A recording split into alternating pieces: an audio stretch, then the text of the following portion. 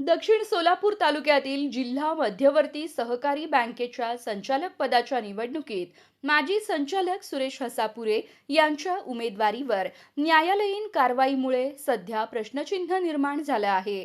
त्यामुळे हसापुरे गटाकडून कोणाला उमेदवारी दिली जाते यावर निवडणुकीची दिशा ठरण्याची शक्यता आहे. हसापुरे आणि राजशेखर शिवदारे यांचे सहकारात दोन प्रमुख गट आहेत. 2005 मध्ये रणजितसिंह मोहिते पाटील यांच्या माध्यमातून हसापुरे बँकेत दाखल झाले.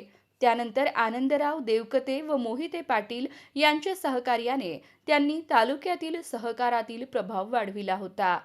हसापुरेंचे पुत्र श्रीदीप किंवा सुदर्शन यांच्या नावांची चर्चा असून एकाला डीसीसी बँक तर दुसऱ्याला देखरेख संघाचे केडरचे संचालकपद देण्याची शक्यता आहे.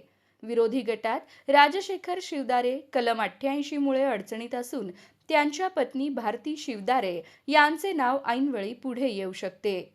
आमदार सुभाष देशमुख गटाकडे पात्र सोसायटीतून तगडा उमेदवार नसल्याची चर्चा आहे. दरम्यान दिलीप माने गटाचा प्रभाव कायम आहे. आप्पासाहेब पाटील थकीत सोसायटीमुळे तेलगाव सोसायटीतून ठराव घेण्याच्या प्रयत्नात आहेत.